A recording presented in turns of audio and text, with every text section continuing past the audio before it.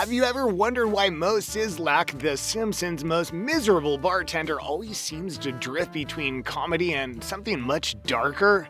Looking at the hidden side of his character, the answer might surprise you. Something darker. Hi, how you folks doing? I'm Moe, or as the ladies like to call me, hey you behind the bushes. You see, Moe isn't just an unlucky, lonely guy who owns a rundown bar and deals with Homer's antics day in and day out. He's depicted with behaviors that border on troubling.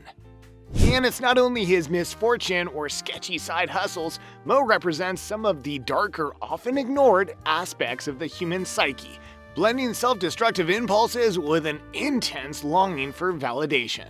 His dark side is further revealed through his intense loneliness, criminal activities, and occasional violent outbursts. He has a history of running questionable scams and has even shown a vindictive, jealous streak, especially regarding his unrequited love for Marge. Hi, Marge. I heard you and Homer broke up, so I'm declaring my intentions to move in on his territory. Moe has a tough exterior, short temper, and a string of personal setbacks that often veer into dark comedy. But underneath the jokes and the mishaps lies a character who's far more complex and often surprisingly tragic. But what does Moe Szyslak really represent? Is he just a comedic relief character, or does he reveal something darker about the world of The Simpsons, and maybe even about us? The darkness that is Moe Szyslak. Moe is one of the darkest characters on this show, and I am not just saying that because he often displays a violent nature. What his character represents as a whole is what I'm terming as dark. Many fans chalk up his misdeeds to comedy, but his persona reflects deeper, less humorous themes like alienation, insecurity, and self-destructive behavior, and I'm sure we can all relate to some of these issues.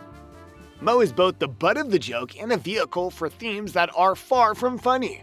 Two of his most prominent traits, which is his loneliness and ugliness, originated from his childhood. Can I pat the elephant? Of course.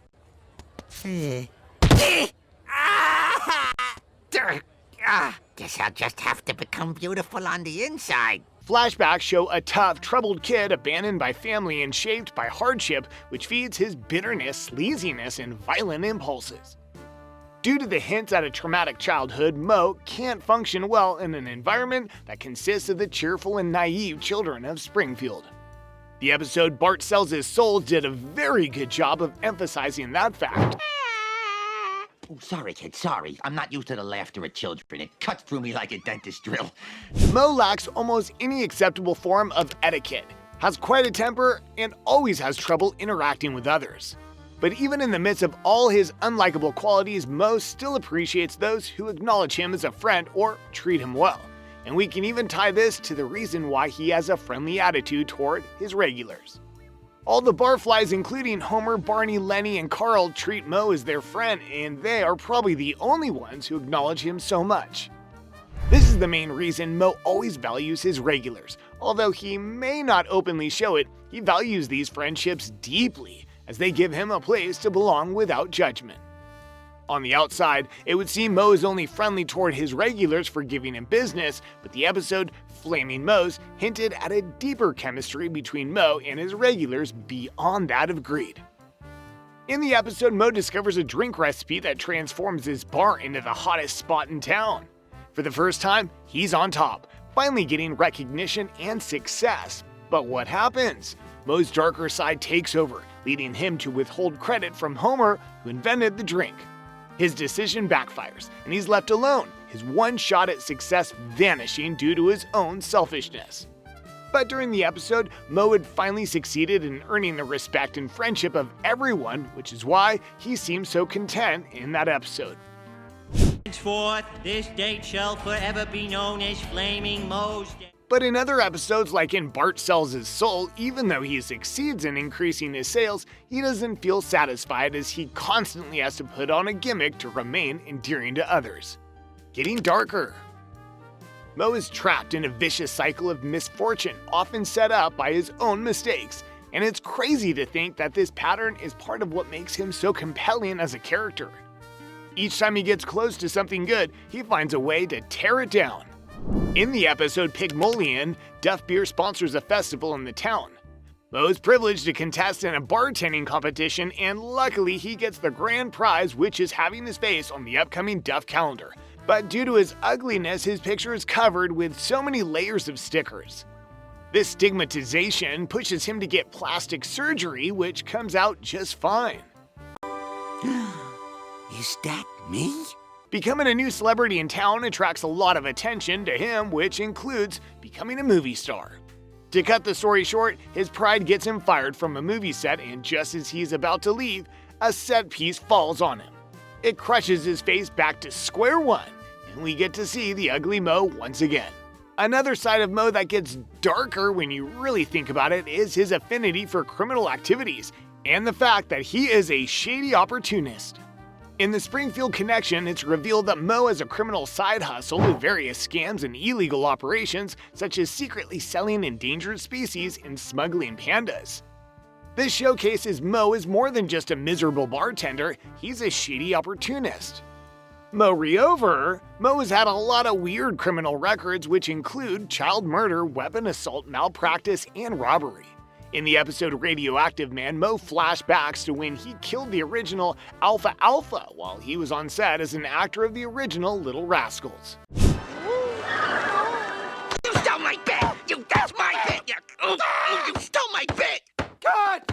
Oh my God! He's killed the original Alfalfa! In the Cartridge Family episode, Moe crippled a teenager with a shotgun for robbing his bar. And darker, Moe's love life, or lack thereof, is another window into his insecurity and darker side. In the early days of The Simpsons, Moe's bachelor lifestyle was mainly played up for laughs, especially in Season 9's Dumbbell Indemnity, which tied his bad luck with money to his perpetual dating woes. The episode sees Moe trying to keep his new girlfriend Renee by using a large amount of money, but when it runs out, he decides to commit insurance fraud.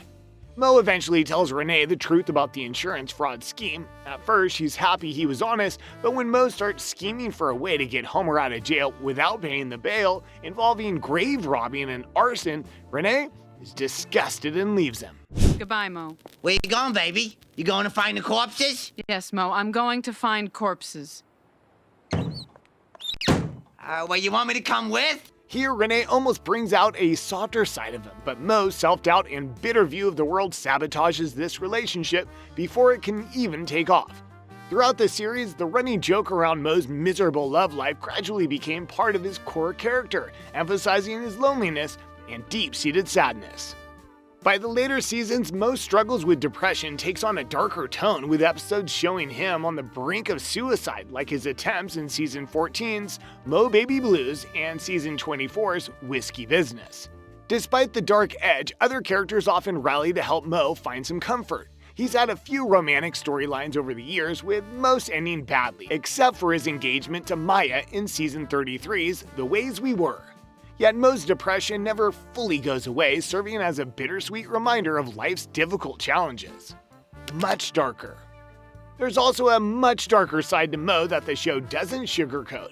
Besides his friendship with Homer, Moe's strongest connection is his awkward one-sided crush on Marge, dating back to Season 5's Secrets of a Successful Marriage.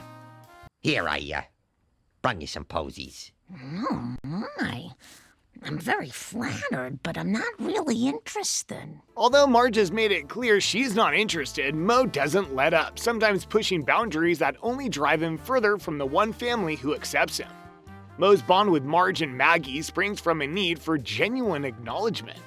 His rough, slightly creepy manner, shaped by a hard life, often makes other people uncomfortable. But Marge is different. She treats him with the same respect as she would to anyone else, making Moe feel seen in a way he rarely does, which fuels his crush on her. Maggie is similar. She's just an innocent, unjudging child who sees Moe without any of the adult biases that come from his looks, his past, or his job. His relationship with Maggie, even though kinda creepy, takes Moe's need for acknowledgement to another level. In the Season 14 episode Moe Baby Blues, Moe becomes a sort of second dad to her. He gets to show a hidden, tender side, bonding with her in a genuinely sweet way. Maggie's attachment to him really makes this story. She sees Moe for who he is inside, without the baggage everyone else sees.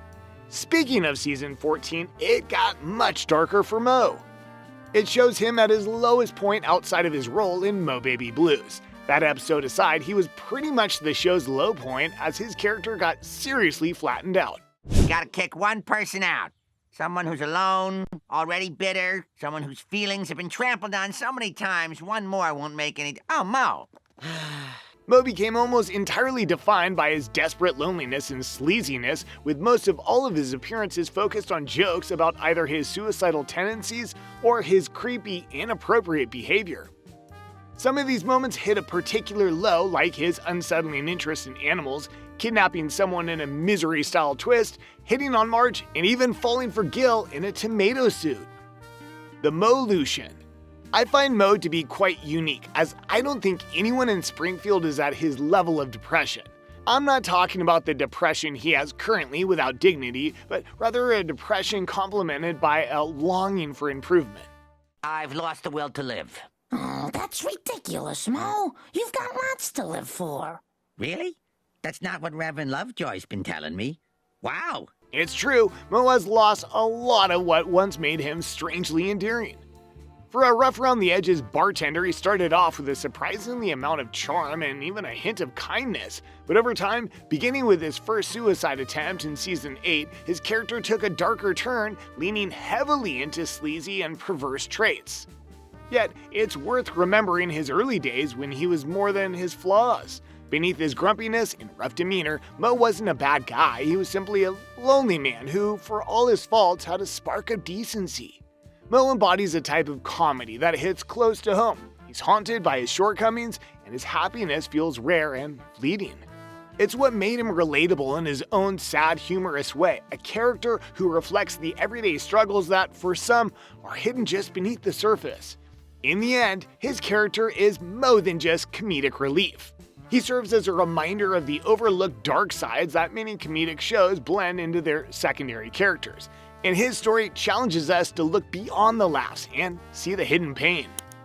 And maybe subscribe to my channel.